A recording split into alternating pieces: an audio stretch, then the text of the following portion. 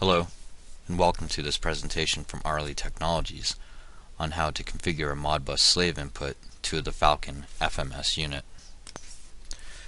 Getting started, you will need to know the RTU station address of that device, the IP address if the Modbus slave is communicating Modbus TCP over IP, and have the Modbus register list handy for that slave device.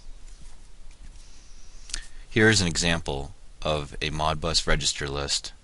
We're going to use this list to configure our RLE LD2100 to talk to the Falcon FMS as a Modbus slave. All RLE web-based equipment can be configured using either Firefox or Internet Explorer for a web browser.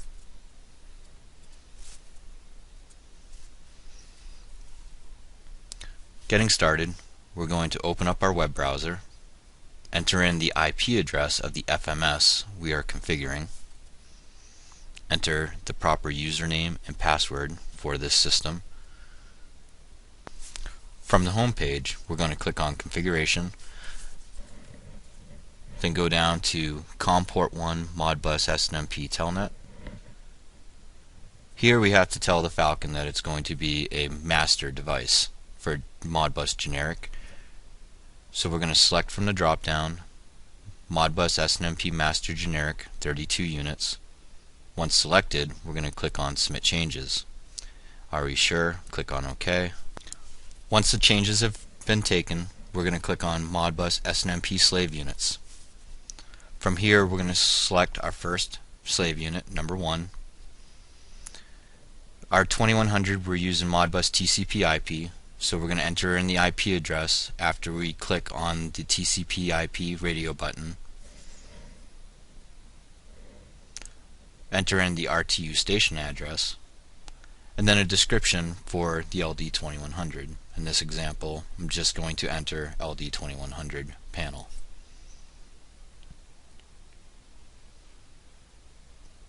Once that is taken, we go back to Modbus slave units.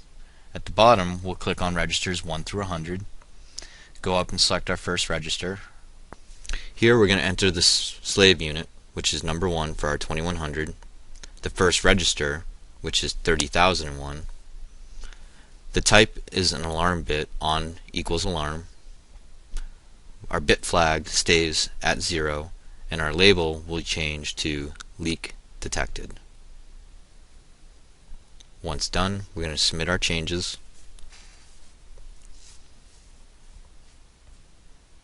Once returned, click on Next. Enter in Unit 1 for our 2100, 30,001. Alarm bit on equals alarm. Bit flag set to 1. This will represent a cable break. Submit our changes. Click on Next. Unit number 1, register 30,001, alarm bit on equals alarm. We're going to set a bit flag of 2, which represents a cable contamination. Click on Submit Changes. Click on Next. Unit number 1.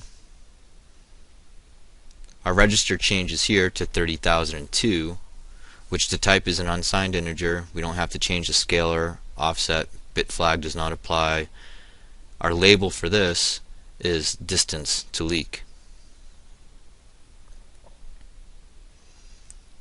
Once completed, we're going to submit our changes, and we're going to keep going through this process until all the registers are completed. Once completed, we're going to go click on Home.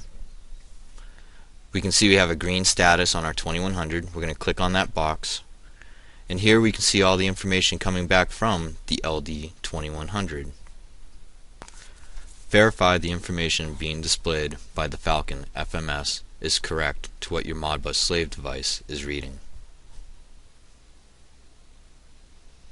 RLE recommends doing a backup of the FMS system once all this data is completed.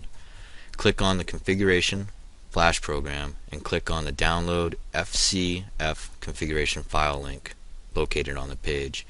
You can call the file name whatever you choose, as long as there is no spaces and the .xfg file type is used.